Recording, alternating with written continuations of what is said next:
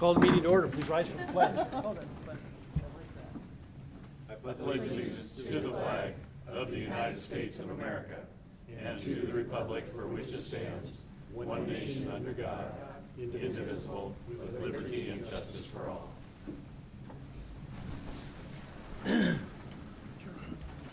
Welcome to the June 21st, 2022 Post Falls City Council meeting. Shannon, please note that all council members are present with the exception of Councilman Shove, who is excused tonight.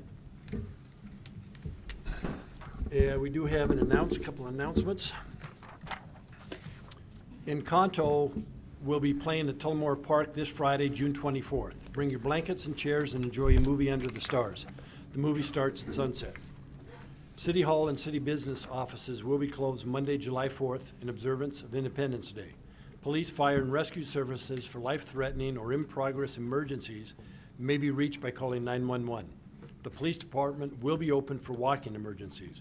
For water department emergencies, please call 208-773-3517. And we do have an introduction. So for all those projects you just heard about earlier, we have an introduction for you tonight. Perfect. Good evening, Mayor, members of the council, Andrew Arbini, Projects Division Manager. I wanted to take a minute and introduce our recent hire, Jaxon Fleshman, as the Project Manager for Public Works. Jaxon will be helping and leading projects in utilities, streets, and facilities within Public Works. So you will hear from more than just me at council meetings and presentations. You'll be seeing him here presenting project-related items in the future. Do you think there's enough work to keep Jaxon busy? At one point, there was a concern about that, but I think we're okay. Jaxon, welcome aboard. Pleased to meet you. Thank you.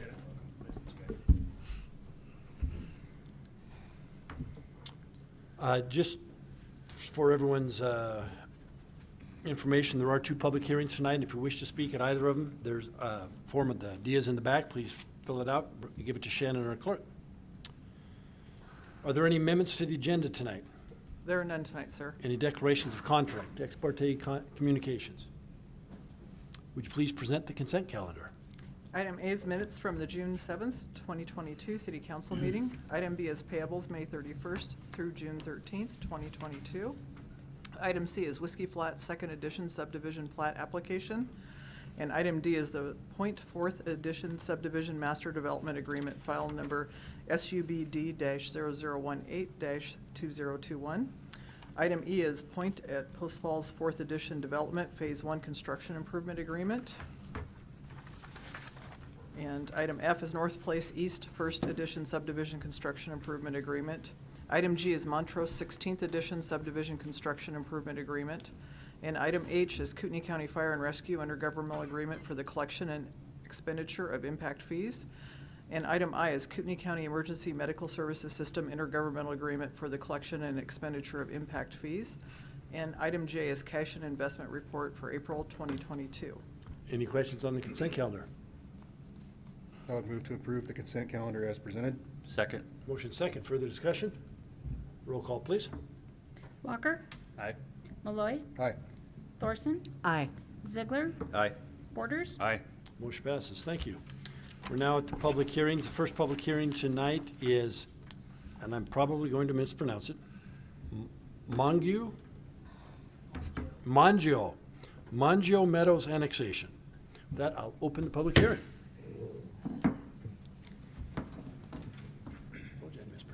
I wouldn't have got it. Good evening, Mayor Jacobson, Council President Thorson, and council members. Ethan Porter, one of the planners here with the city, to present the Mongeau Meadows annexation.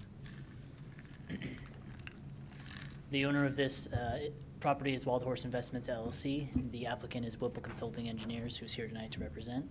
And the requested action tonight is for the annexation to approve an R1 zoning and annexation into the city for their 3.91 acres. Here you can see the site attached in red, south of 16th Avenue, and to the left of, well, my left of the screen there, it's Spokane Street running north and south, 16th Avenue runs east and west, and then Syringa is just to the east of the site running north and south. Current land use for the site is large lot residential within Kootenai County, and the physical characteristics and natural features, the only thing noted and seen on site is that it's above the Rathdrum Prairie Aquifer, and then the water and sewer would be provided by the city of Post Falls for this. The surrounding zoning, you can see here, the yellow is R1 zoning, and obviously the white is going to be Kootenai County. The area is hatched in black there, so it's just south of R1 zoning, and then there's nothing else to the east, west, or south. It's all county. Looking at the zone change review criteria for annexations, we look at the future land use map, making sure that amendments to it are in accordance with the future land use map. So we can see that the implemented zoning districts for low density residential, which this is designated as R1, does fit in the implementing zoning districts, which is what they are requesting. Here's the map for the future land use designation. All the yellow is going to be low density residential, and the pink is business commercial. So it is surrounded on all four sides for low density future land use designation.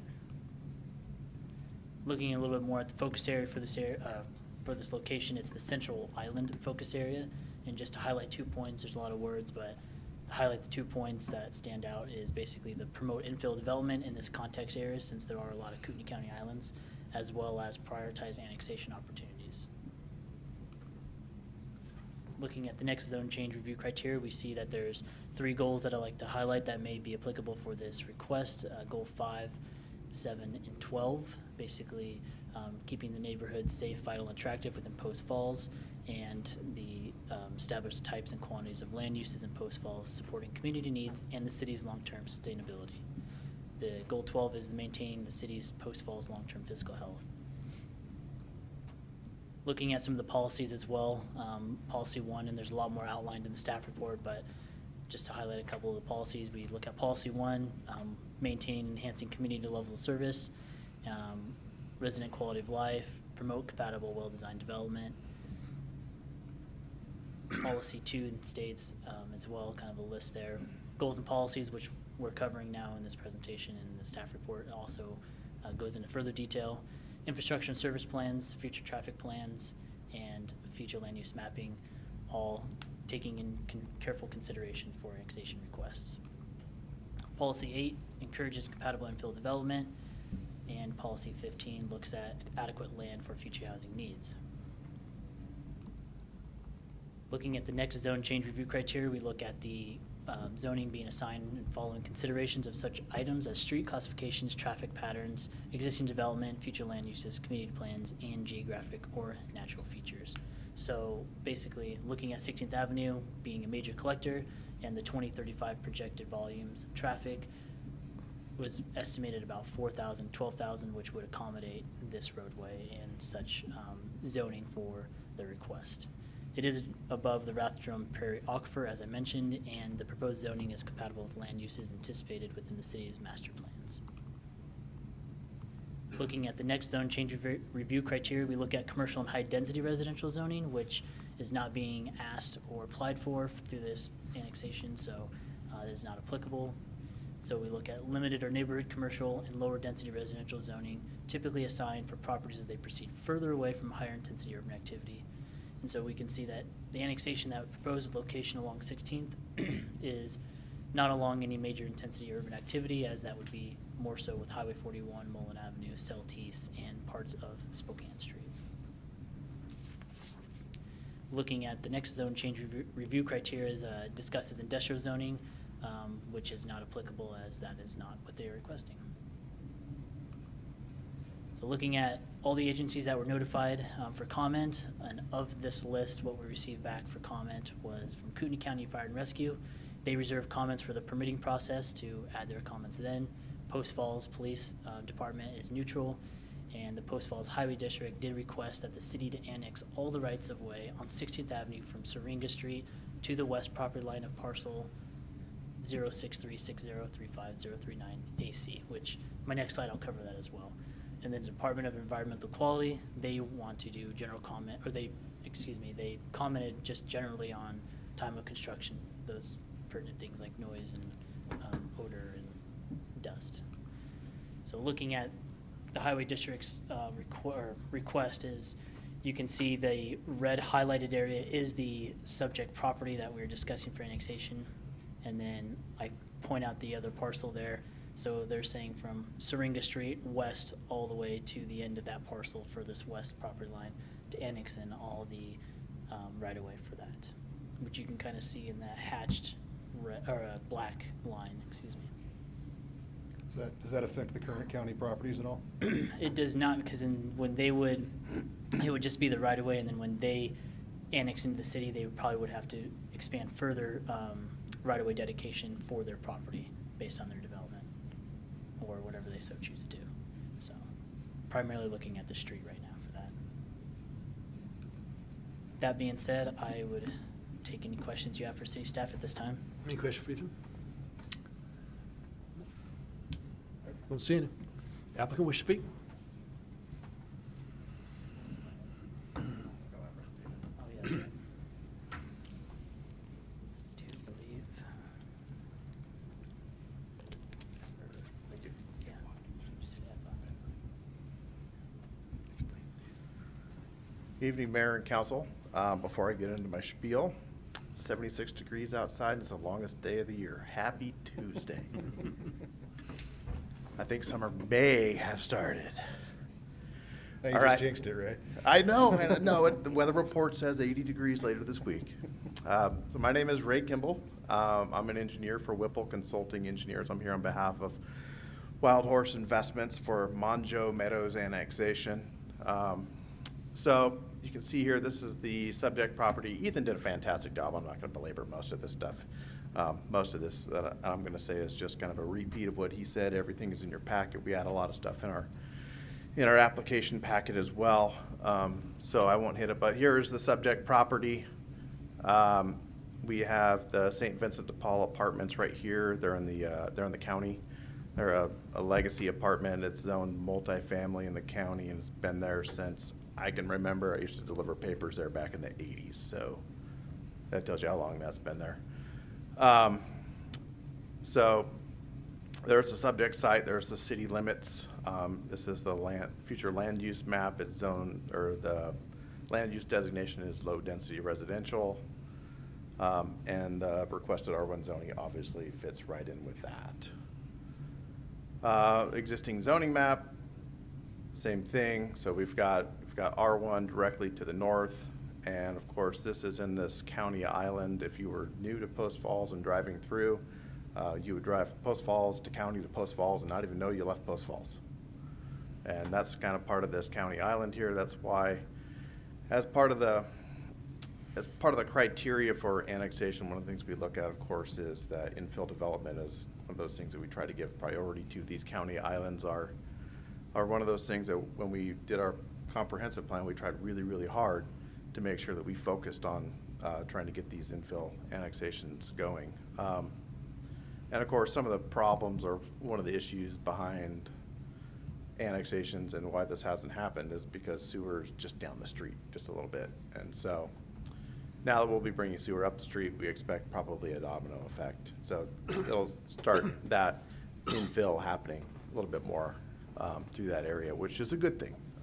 So with regards to street classification and the annexation criteria, it is on a major collector. It's on 16th. We're going to be building local roads inside. We've got connections to the south and to the west. But that's all part of the subdivision, not part of the annexation. It is supported by the comprehensive plan, as talked about in our narrative as well as in the staff report. And of course, lower density is generally assigned towards areas that are away from the high intensity corridors like Southeast Way or Highway 41.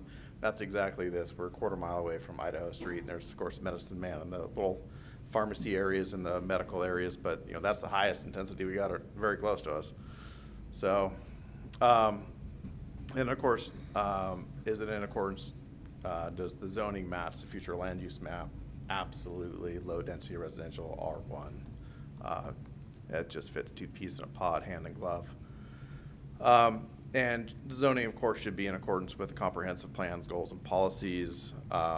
I don't need to go over those. There are a whole bunch of them in our narrative. The staff report nails a whole bunch of them. If you have any questions, or if you have any concerns about how you may not think it might address any goals, I'll be happy to talk to you about those if you got any questions. But beyond that, I think we've addressed that very, very well in the narrative and in the record. And with that, if you have any questions or Questions, concerns. Mr. Kimball? No, sir. Perfect. Thank you. Thanks, Ray. Shannon, anyone wishing to testify?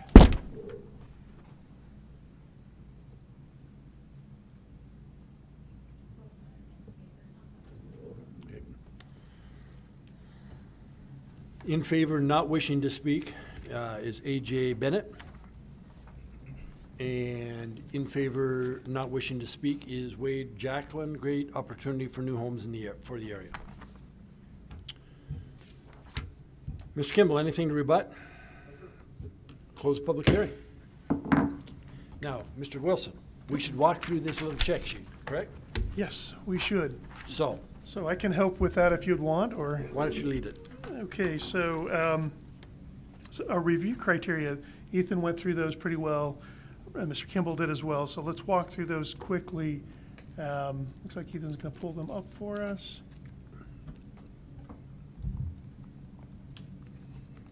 So because this is an annexation and along with that comes the zoning request. So one decision point for you tonight is, does annexation of this property make sense? It's, if it doesn't, there's no real reason to move on to a discussion of the zoning because you're not gonna annex it.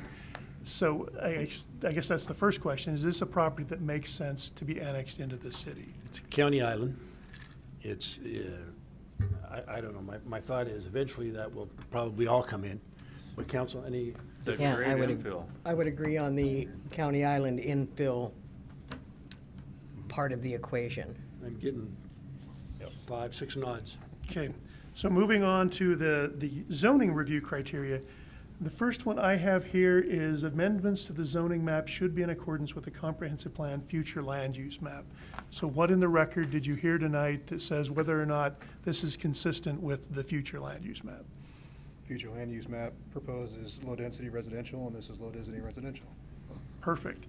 This one's the fun one. Sorry. That's why I We're started hoping to pretty fix this one. Stay tuned. The second criteria, is it consistent with the goals and policies found in the comprehensive plan? And I would say you don't need to go through all of these, simply citing one or two that's in the record that cut for or against whichever way you want to go. You don't have to belabor it by having a whole bunch of them. Well, being that it's infill, it will certainly help to connect pedestrian pathways, that sort of stuff, as more infill continues to happen across the pocket. And as Mr. Kimball says, that now that sewer's gonna be coming that direction, then the rest are more likely to fill into the pocket and to continue that connectivity. So that's certainly a goal that I think this would help to meet. Providing a variety of housing, and we need more housing. That's another one that would meet. And now that I've earned my 2 stickers. Any other comments? Yes to that. All right, the next one up. Zoning is assigned following consideration of such items as street classification, traffic patterns, existing development, future land uses, community plans, geographic or natural features. Ethan specifically addressed that on the streets. You gave examples of the streets and that it would in fact meet that requirement policy. Sort of spoken to community plans because you've already talked about how it's consistent with the comprehensive plan, so you don't really need to look at community plans. You've talked about traffic already. How does it fit in with the existing development? It's kind of one for one. There's already a bunch of R1 first around one, it. yeah. There's, county high density next to it, so it's not an extreme departure from what's already there. So we're going to skip over the commercial and high-density residential because that's not applicable. We'll skip the industrial zoning because that's not applicable, so that leaves us with the last one being limited or neighborhood commercial and lower-density residential is typically assigned for properties as they proceed further away from the high-intensity urban activity. What in the record did you hear tonight or read in the record that either supports that or doesn't support Well, that? to the north is low-density residential. And so R1. R1, so if we're moving further to the north, this fits right in.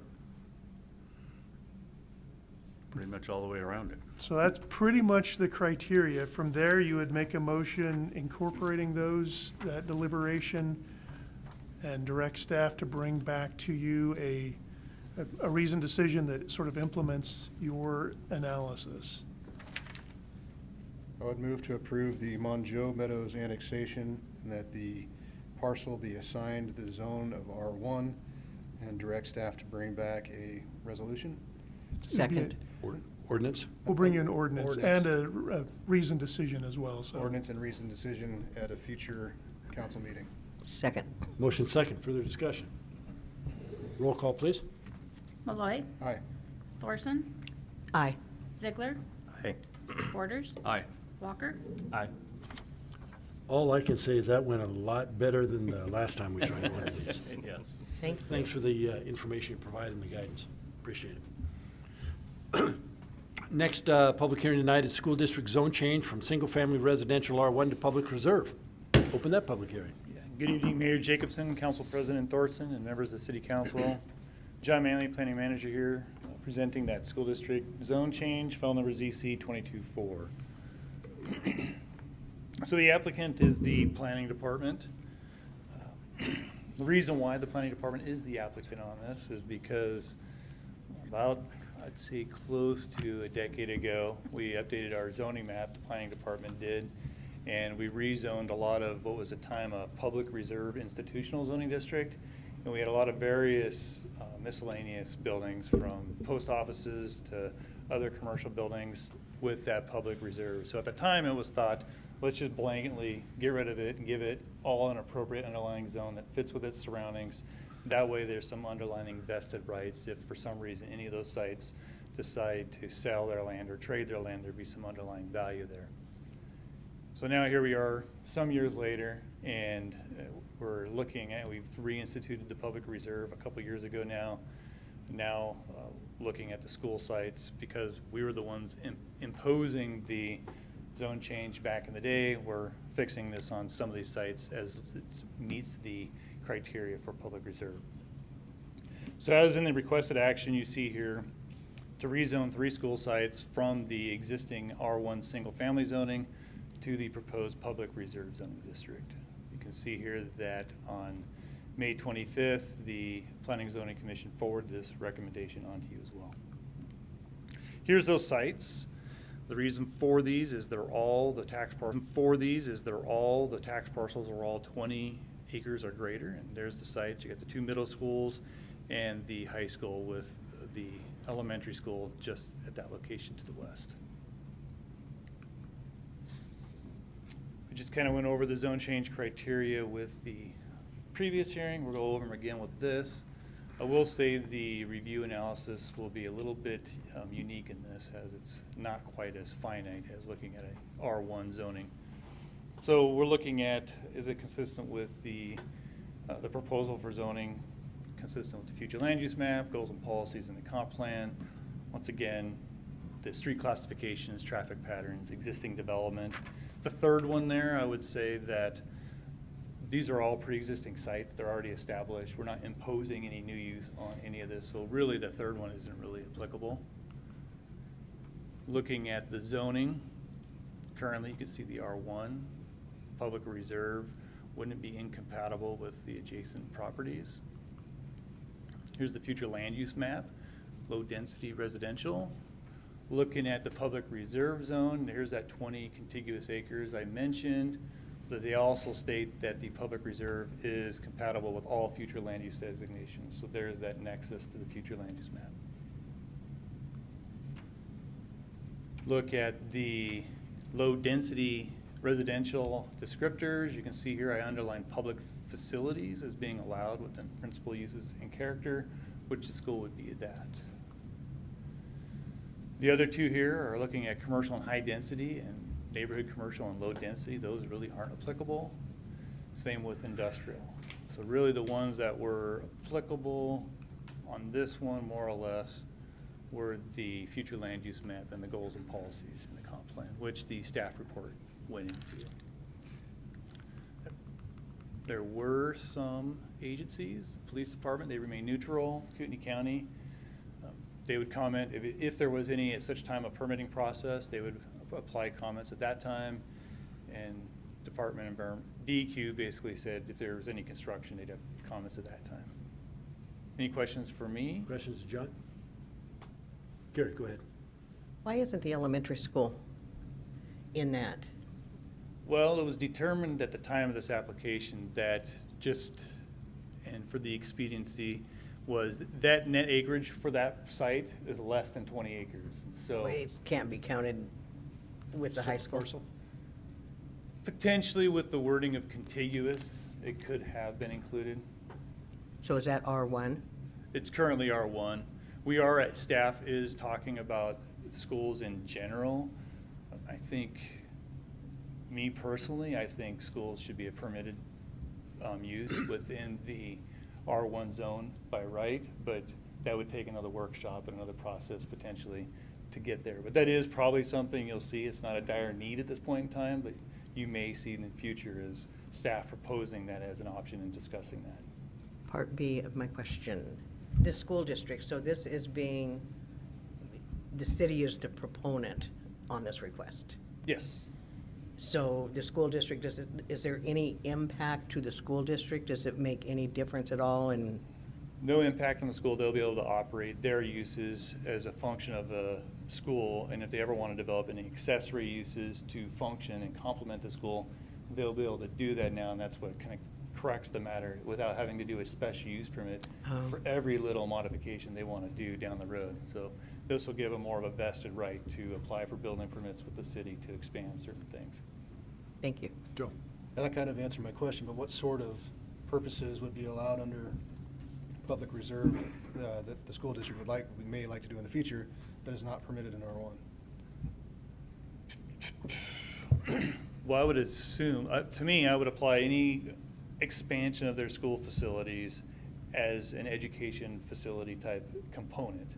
I mean, whether you're expanding a gym, expanding a cafeteria, adding additional classrooms, at the end of the day, they're all there to help guide that school as a facility. And so, in general, the school necessitates a special use permit. So this is just saving them the trouble of applying for a special use permit every time they want to expand.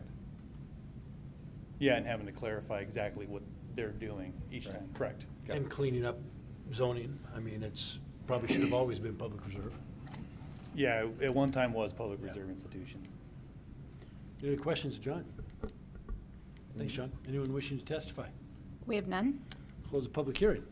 You want to walk us through this? Sure. We'll do this quick, hopefully. Should be an easy one. Item number one, while John was bringing this up, consistency with the future land use map.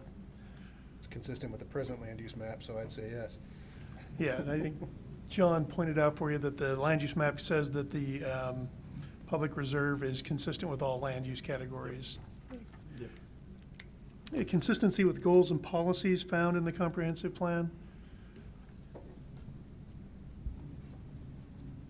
Did you have examples? I can't remember. I know we only went through the first couple, but did you have specifics on that? I did not provide any exact specifics. I cited them within the staff report, the analysis.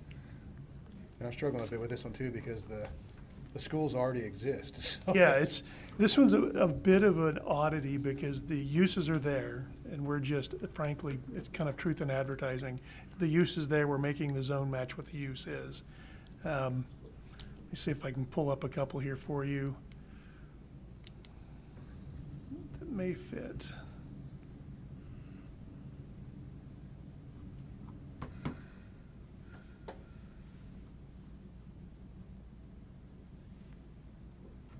It's a case when it's almost so So, straightforward it becomes tricky. Right, exactly. Again, stay tuned, we're making some changes. We'll have better criteria for you soon, hopefully. Goal 7, plan for and establish types and quantities of land uses supporting community needs. There you go. It's kind of tying it back into what we're trying to do.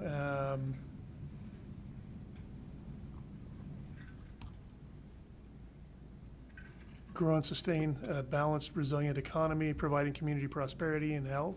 Education. Yep. That gives us enough information on that one, I would believe. That works for me.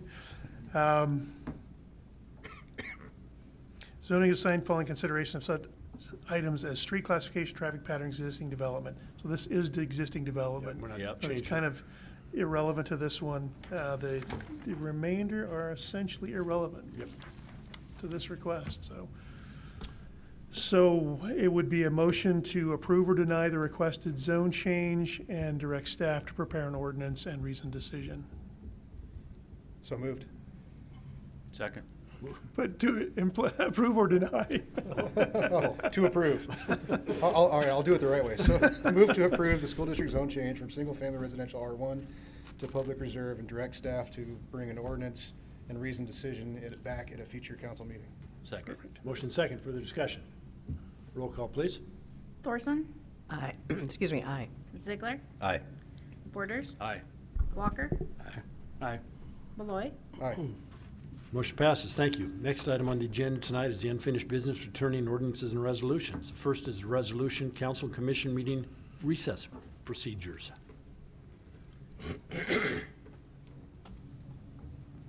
So I am happy to speak to this if you would like me to. Essentially, this one and the next one, the land use hearing procedures, we've essentially made some minor tweaks to our policies based on some recent case law. We're trying to make sure that we stay on the right side of decisional law as it comes out.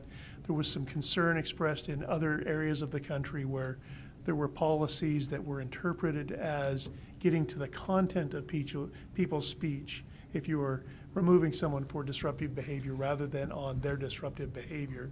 So we're trying to focus in and not speak to what you're saying, more about how you're behaving when you're here. That's the extent of the changes, is making sure it's not content-based, it's behavioral-based. What are you doing? It's good information. That made sense to me, so. Well, I believe I'm ready. I move to approve the resolution, council and commission meeting process procedures, and to direct the clerk to assign the appropriate number. It's on a resolution, it's just move to approve. Yeah, just move to approve. You don't need a number on it. she did good. It said by title, it says resolution title. Okay. Do we have a second? Second. Motion second. Further discussion. Roll call, please. Ziegler, Aye. Borders, Aye. Walker, Aye. Malloy, Aye. Thorson.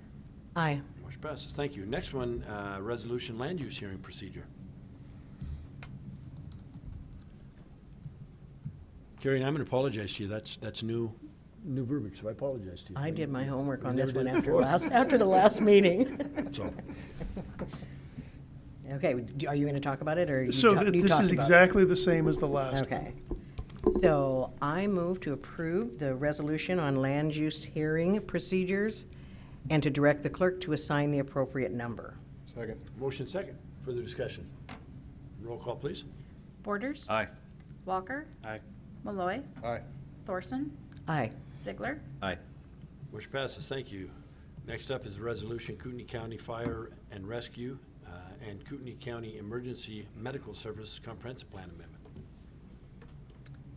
I move to approve resolution Kootenai County Fire and Rescue and Kootenai County Emergency Services Comprehensive Plan Amendment, and to direct the clerk to assign the appropriate number. Second. Motion second. Further discussion. Roll call, please. Walker, Aye. Malloy, Aye. Thorson, Aye. Ziegler, Aye.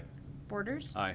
Motion passes. Thank you. Next up is the ordinance, Kootenai County Fire and Rescue, Kootenai County Emergency Medical Service System impact fees. And now I need, I'm looking for, so for the ordinance, First and only reading by title only. or just by the title? Okay. First and only reading. Under Okay. suspension of rules. I move to place the ordinance, Kootenai County Fire and Rescue and Kootenai County Emergency Medical Services System impact fees ordinance on its first and only reading by title only while under suspension of the rules. Second. Motion seconds. Further discussion. Roll call, please. Malloy, Aye. Thorson, Aye. Ziegler, Aye. Borders, Aye. Walker, Aye. Motion passes. Mr. Wilson. An ordinance of the City of Post Falls, Kootenai County, and Municipal Corporation of the State of Idaho, providing for a new chapter to the Post Falls Municipal Code to provide development impact fees for fire and emergency services, providing authority and purpose, providing for imposition of such fees, providing for exemptions, providing for individual assessments and extraordinary impacts, providing for credits and reimbursements, providing for payments, providing methodology for calculating impact fees, providing for refunds and accounting, providing for appeals, protests, and mediation, providing that the remaining sections of Post Falls City Code shall remain in effect, providing for severability, providing for this ordinance to be in full force and effect from and after its passage, approval, and publication according to law. I move to approve the ordinance, Kootenai County Fire and Rescue and Kootenai County Emergency Medical Services System impact fees, and to direct the clerk to assign the appropriate number and that it be published by summary only. Second. Motion seconds, further discussion. Roll call, please. Malloy, Aye. Thorson, Aye. Ziegler, Aye. Borders, Aye. Walker, Aye. Motion passes, thank you. Next ordinance is the Smock vacation. Do we need any, she's not gonna talk about? I move to place the ordinance Smock vacation on its first and only reading by title only while under suspension of the rules. Second. Motion second, further discussion. Roll call, please. Thorson, Aye. Ziegler, Aye. Borders, Aye. Walker, Aye. Malloy, Aye. Motion passes. Mr. Wilson. An ordinance of the City of Post Falls and Municipal Corporation of the State of Idaho, providing for the vacation of rights-of-way situated in the north-south alley in Block 6, the east-west alley in Block 6, and a portion of 6th Street adjoining the southerly line of Block 6 of the plat of Shanks Point Edition, according to the plat thereof recorded in Book B of Plats, page 62, records of Kootenai County, Idaho, located in the northwest quarter of Section 3, Township 50 North, Range 5, West Boise Meridian, as described herein, providing for disposition of the vacated rights-of-way, providing repeal of conflicting ordinances, providing severability, providing an effective date, and providing for other matters properly relating thereto. I move to approve the ordinance Smock vacation and to direct the clerk to assign the appropriate number and that it be published by summary only. Second. Motion second, further discussion. Roll call, please. Thorson, Aye. Ziegler, Aye. Borders, Aye. Walker, Aye. Malloy, Aye. Motion passes, thank you. Next up, Live After 5 contract addendum. Brian. Mayor, Council President Oh, Thorson. there, oh my Barely gosh. recognized as the I council. know, who are you?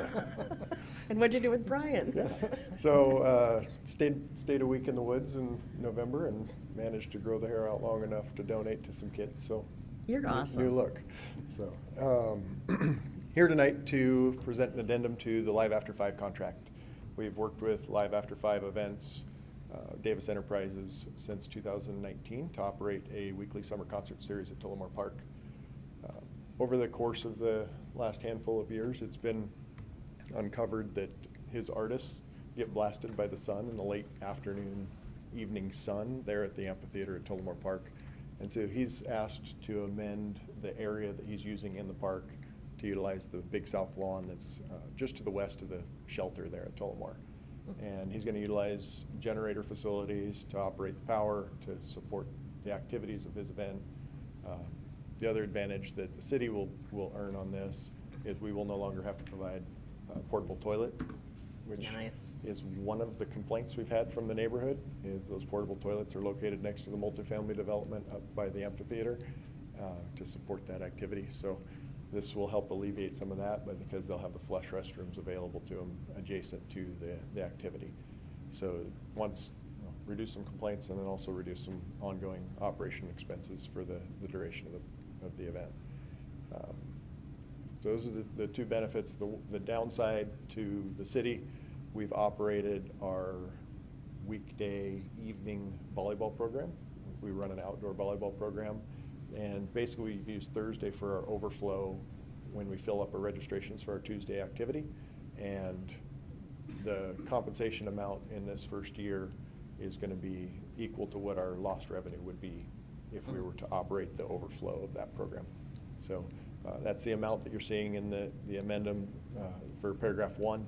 And I'd ask for 2 changes to the amendment in your motion if you're willing to support this. One being that we're just going to have that fee for this first year only. Basically, we're going to take and add an additional court to that area so we can run a program on just Tuesdays, running 3 courts.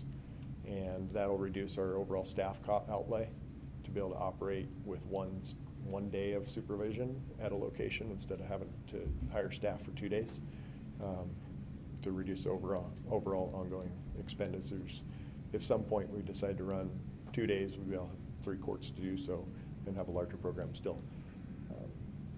That's where we're at with that. And then the other amendment would be his address. He has changed addresses since the last contract went through. Whose address? The Live After 5 events. So. Questions, Brian? So Brian, this contract is written for a 3-year term. Are you saying you want it for a 1-year term? No, it'd be still for the 3-year term. It's just the compensation will be a one-time. The $1,380 would be just for the year 2020 or 2022. Sorry. Say, wait a second. I don't want to repeat 2020. I don't think anybody does. Any other questions? So in your opinion, with this change in venue kind of on the site, what's the future use of the amphitheater if it's problematic in the evening time in the summer? I think we'll see it used for weekday or daytime weekend activities. It'll be able to program in that function. We'll still run our movies in the park out of that amphitheater. The first movie that's coming up this weekend, this coming Friday, is going to be in that amphitheater as well. So we'll still be able to program it with our own uses. Just that late afternoon, 5 o'clock to 7 o'clock is really, really hot for what was being done. At some point in the future, those ginkgo trees that are around that amphitheater will be nice and large, but as you know, that's going to be a long ways down the road. Ginkgos are a really slow-growing tree, going to be an absolutely gorgeous setting. I don't know if I'll ever be able to enjoy the shade of them, but somebody will. Any other questions? Entertain a motion. Well, I would make a motion to the Live After 5 contract addendum with the changes that the fee is for the first year only, and to change the address of the Live After 5 event. Second. Motion second. Further discussion? Roll call, please. Ziegler, Aye. Borders, Aye. Walker, Aye. Malloy, Aye.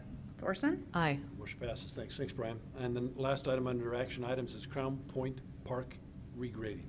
Yes, so this item, we are asking for the opportunity to go to bid for a regrading project at Crown Pointe Park. Basically, we've added a number of facilities to this location since it was dedicated to the city in 2018. And this is the last remaining item that we had on our list of capital improvements to that location. Started out adding the basketball courts and upgrading the shelter, adding the playground, adding a flush restroom to the site to bring it up to the standard of our neighborhood parks. And the grading project is the last large piece of that. The site was originally transferred to the city with that open lawn area being more of a passive use type activity, and it was developed as such.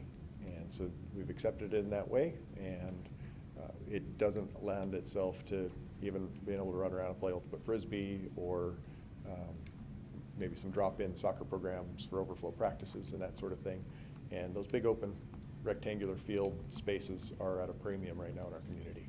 And this regrading project would open up the opportunity for some of our own individual programming, but some of the general open use, kids throwing a frisbee around, chasing a baseball around, whatever it might be in this open field. Right now, it just doesn't lend itself to that. And the attempts staff have made to aerate and top dress the site have resulted in broken equipment, and we're just not going to be able to do it through cultural methods over time. So we're moving in this direction. And Where'd the funds come from? it's general fund budget appropriation that we've requested. Yeah. It's included. If bids come back favorable, we should be okay. Questions, Brett? Entertain a motion. I'd move to approve the Crown Pointe Park regrading. Second. Motion second. Further discussion? Roll call, please. Borders, Aye. Walker, Aye. Malloy, Aye. Thorson, Aye. Ziegler. Aye. Motion passes. Thanks. Thanks, Brian. Thank you. Next item up tonight is new business. It's a proposed update to the Post Falls Code, Chapter 13.20 wastewater discharge restriction. Good evening, Mayor, members of the council. Bit of an audible. I rearranged a slide, so we're working off the flash drive here, re-upload it. So this is, I've been counseled that this does not need to go through a full public hearing, but should go through a public review and opportunity to comment. So that's why it's under new business rather than hearing the gavel several times. So it's a little bit of a different orientation, but we're proposing some changes to Chapter 1320 wastewater discharge restrictions. It's not an action item. It's to present the information, provide an opportunity for review and comment, and we'll bring an ordinance back at a later date. So I wanted to give that explanation as to where we are, what I'm asking for, uniquely, talking about wastewater, not asking for dollars. So that's fun and exciting for some. But yeah, goal is to present some general information. A full draft ordinance is included in the council packet.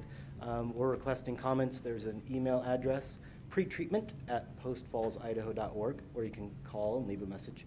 And we'll return an ordinance at a later date for adoption. Some ABCs of city pretreatment program. When we're talking about rules and regulations, I think it's always good to review. Is it necessary? Is it reasonable? What's the goal and purpose of the rule and that we're proposing? So for Chapter 1320, the general purpose is to protect the water reclamation facility. We know a lot of dollars have gone in there, and we want to protect that from pollutants which may risk health and safety of the personnel that work there or the general public. We want to protect it from pollutants which may interfere with the operation of the treatment works. It's a biological system. We got to keep the bugs happy so they do the work. We don't want to interfere with the bugs. We want to prohibit any pass-through of pollutants that might cause a violation of our permit if it's not designed to treat it. And we certainly don't want to introduce pollutants that would limit the recycling or disposal options of our generated sludge. So when talking pretreatment, we're generally talking non-municipal, not your typical from home, but from businesses on up to other industry. So proposed changes, why now? So we already have Chapter 1320. There were some changes that we wanted to make. Some are minor. One of them is to account for Idaho gaining primacy of the discharge program, just renaming. And then there's an important change to account for the risk posed by pharmaceuticals to the system. And then two other important changes to account for items that were identified by Idaho Department of Environmental Quality as part of an audit that they did of our pretreatment program. Made some recommendations. So give some information on each of those. The minor change looks mostly at 1320, 030, and 040, changing definitions and abbreviations. The prior code had National Pollutant Discharge Elimination System. Idaho, when they took primacy, changed it to Idaho Pollutant Discharge Elimination System. Minor change. Important change. It relates to hazardous waste and really trying to limit, it's aimed at pharmaceuticals, but has the definition of hazardous waste. So don't want to conflate those. It is related mostly to pharmaceuticals and relates to healthcare facilities, some that would seem obvious, hospitals, clinics, physicians' offices.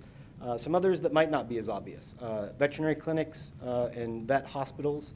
And finally, pharmacies, retailers. I thought this was interesting, including vape shops, wholesale distributors, and military medical logistics facilities. So we have a full bevy of these that discharge the system, so including a prohibition on this waste was important. So the prohibition would apply to pharmaceuticals that meet the regulatory definition of hazardous waste. There's an Idaho rule or Code of Federal Regulations. Also, alternatively, facilities could follow just a general recommendation not to sewer any of their pharmaceuticals, which would be our preference. But there's certain limits of how far we can go on those restrictions. It would be incumbent upon the users to determine if their waste meets the definition. We could assist with that need be, but it's on them to determine if it meets the definition. Important changes related to the audit that DEQ did of our program. One of them relates to accidental spill prevention plans and notice of potential problems. DEQ wanted very specific language on notifying the city immediately of any accidental discharge or slug discharge. We had listed within 24 hours, and they wanted the word immediately. So we made the change to appease that. Also coming from the audit, monitoring waivers. Monitoring waivers are a tool that could be used so that we're ensuring we're not requiring users to oversample, increase their sampling costs, and also the labor to do it. And it's making sure we're monitoring for pollutants that are reasonably expected to be in their discharge. So it's a tool that helps them, it's a tool that helps us, and it's really allowing for it. We need it included in code that we would allow monitoring waivers to be able to issue those. So adding in the language so that we could have monitoring waivers. Somewhat similarly, reduced reporting, another tool. If it's a small facility that has shown good compliance, the feds allow for us to reduce their sampling and reporting from a minimum of twice per year to once per year. Again, where we see appropriate and would still be protective of the water reclamation facility. So another tool in the tool belt that I think works both for us overseeing the entities and for the appropriate ones where it might benefit them as well.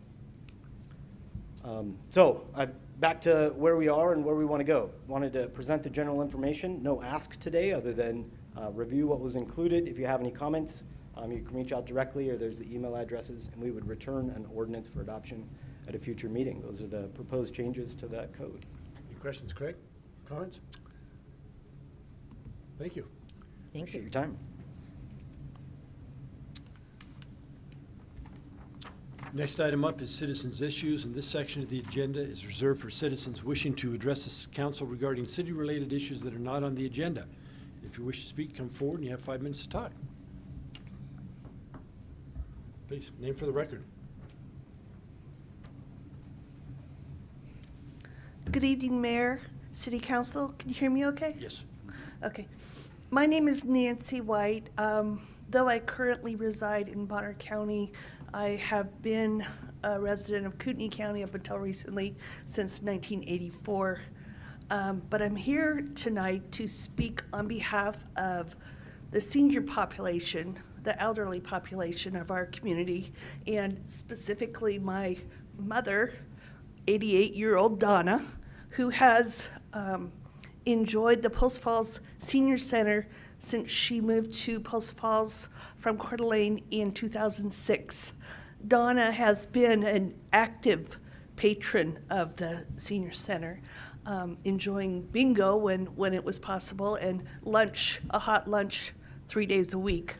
I happened to pop in with her a couple weeks ago while she was enjoying lunch with her friends, and there was a speaker from the Post Falls Food Bank who made the announcement that, and it was new to me, that the Post Falls Food Bank had acquired the building where the senior center is, and they would be joining forces, which is great. But the speaker went on to further let the guests know that they would be eliminating the hot lunch program and would be introducing a continental breakfast in the morning 3 days a week for the seniors to leisurely stroll in between the hours of 8 a.m. to 11. And no one is happy about this. As I said, my mother has been enjoying the senior center, her friends, the socialization, the wellness checks with each other, and there's a lot of disappointment. I'm sorry, I get emotional. So, I guess it's not engraved in stone yet, though it was presented as though it is, and I just wanted to encourage the council, mayor, and the public to get involved and see if we can't save the hot lunch program. 3 days a week. My mother goes, she pays her $5. She has a great time. This kind of structure for an elderly person is really important to their mental health.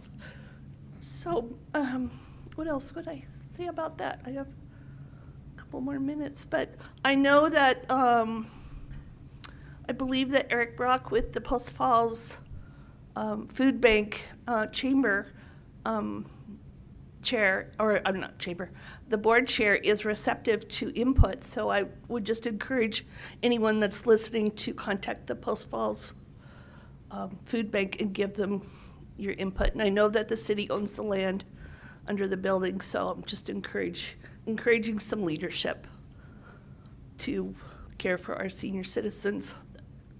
That's why we're all here. Thank you. Thank Appreciate it. Thanks for taking Would the you, time. sorry, would you leave your contact information with our city clerk in case anyone wants it? Thank you. Anyone else? Seeing none.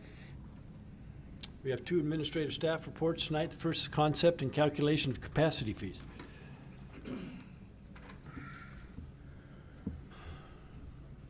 Our clicker was briefly stolen. Good evening, Mayor and Council. I'm John Beecham, Public Works Director. And a few meetings ago, there were some questions at a workshop about capacity fees. Thought it would be good for just an update for you all and also for the public on how those work. So we'll go into what they are and a quick example of how they're calculated, what we use them for, and then if you have any questions, I will do my best, although this is sort of outside the public works realm in some ways. So what is a capacity fee? At its very basic level, we are authorized, cities are authorized by Idaho code to charge fees for things we do. And that is all a capacity fee is. It is a fee calculated to be a fair fee assessed for a service the city provides. That is Warren can correct me if I'm wrong, but that's about all the code says about capacity fees. So it's really the courts which have defined this into a pretty narrow fee that we're allowed to charge. Specifically in 2 court cases, Loomis versus the City of Haley, and North Idaho Building Contractors Association versus the City of Hayden. In Loomis, it was sort of outlined that the fee is, in broad strokes, dividing the value of the system by the number of users it can support. So you take the total dollar value of the system, the total number of users it can support, and that's what your capacity fee can be. And then in the North Idaho Building Contractors Association case, that was further narrowed to be the cost of replacing existing infrastructure. So that value of the system, you can probably imagine you could calculate several different ways. If you all did it, you might come up with your own calculation. They really narrowed it into what is that allowable value you can use. So this is the simple math of it, system replacement value over supported users. So we get into the nuts and bolts of it. The net replacement value is the gross system replacement value. So you take the total value of everything that that entity owns in terms of assets, minus unfunded depreciation. So if you haven't funded paying down the depreciation on your items, that comes out of your calculation because they're worth less now, and any outstanding bond principal. Putting that into our equation, you've got your gross system replacement value minus those 2 obligations, still over the number of supported users. So some specific things it is not. It is not calculated based on any future needs. So if the infrastructure has not been constructed, finalized, in the ground, paid for, it cannot be included in your capacity fee. And it is also not a fee for the service of physically connecting somebody to your system or for providing a meter for the system. We do have some of those specific fees where, and other entities do as well, where it might cost you $300 to have an operator come out and physically connect the system. That's not part of the capacity fee. So I'll go through an example, and these are using real numbers. I believe I took them from the fiscal year 22 capacity fee calculation for our water reclamation facility. So this is only for the treatment facility itself. The gross value of that is a little over 100 million. The debt toward that is 11 million, so you subtract that value out. Unfunded depreciation is 8.4 million, leaving a net system value of about $87 million. So now we'll look at the capacity side. We've got 4 million gallons per day of rated capacity. Our code and standards define a equivalent user, so it could be a commercial entity that uses multiple equivalent user increments, but a user is someone, entity that consumes 164.4 gallons per day of capacity. So you do that division problem and you end up with 24,331 supported users. So this these are households, these are a restaurant that might use 2 or 5 equivalent user amounts, but the total users, if you add it all up, is about 24,000. So we put those numbers into our equation, we come out with a fee of $3,570 per user. So in practice, we do that same calculation for 3 different things. The water reclamation facility, which is what I just walked through, also for wastewater collections, so all the pipes and pumps that get the water to the treatment facility, and also for our drinking water system, which is pipes and pumps to get it to all the users. We update those values annually for the system values, for the capacity, and then perform the math and update the fee annually as well. So those can go up and down depending on what the capacity does and the value of the system does. We are not restricted in how we use the money that we take in from those fees. So it's a little bit of a strange stance that the court took on that. You must calculate it this way, but you're not required to use it in a certain way. So in theory, we could use it for operations and maintenance, for capital projects, for buying land.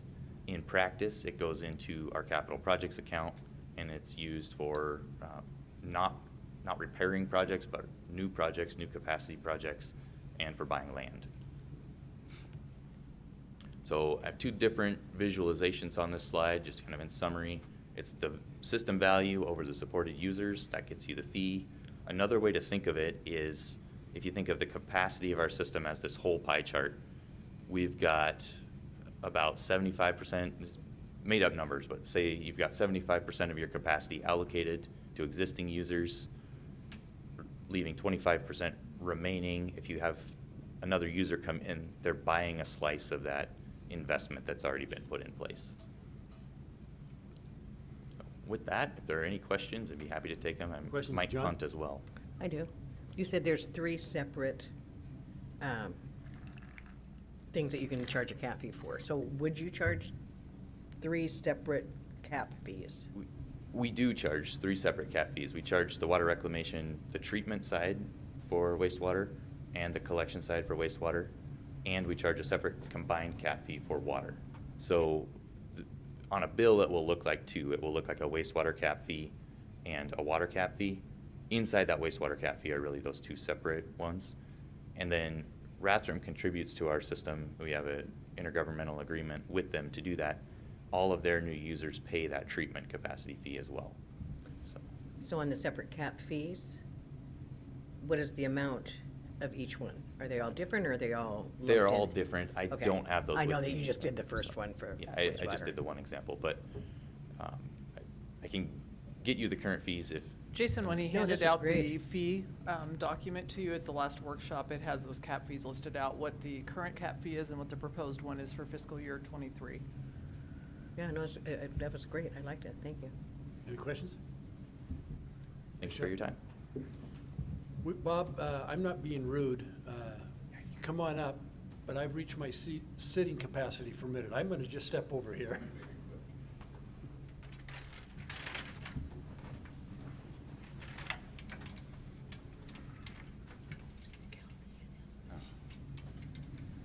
Now, how guilty do you feel? Now I feel really guilty because Yes. I don't have the right PowerPoint on here. We can move it to the next Let's meeting move if to you the like, next one. Bob. Yeah, and Yeah, that no, way. I sent I one. know, I sent I know one the for mayor is tomorrow night. reaching his capacity, So, and we have I'm good. a executive session. Yeah, it wasn't really. It was just kind of fun stuff that is interesting to look at. So. So the project report that you guys receive, we are trying to develop a map so that you can look and see where those projects are located. And so we will have that for you at the next meeting. It was great seeing you, though. I know, right? It's been a while. I feel Thanks. like- Opportunity to stand, thank you. Yeah, absolutely. Yeah, no, so the map does, what it is it really takes in the project list and is looking at projects that have been approved or under a review and site plan for commercial projects over the last couple of years, just to kind of give you an idea as to where it is throughout the city. I know you go around, you see a lot of dirt moving and a lot of buildings going up, and this would help kind of put a name to some of those projects.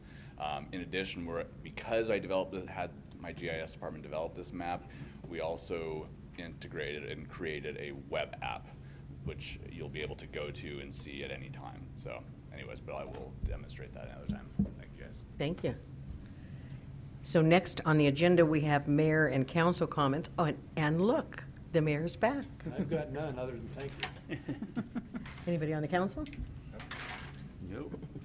Well, then, allow me to move to enter into executive session pursuant to Idaho Code 74-2081F to communicate with legal counsel for the public agency to discuss the legal ramifications of and legal options for pending litigation or controversies not yet being litigated but imminently likely to be litigated, and also Idaho Code 742061C to acquire an interest in real property which is not owned by a public agency. Further, that no action will be taken during the session and that the session will last approximately 30 minutes.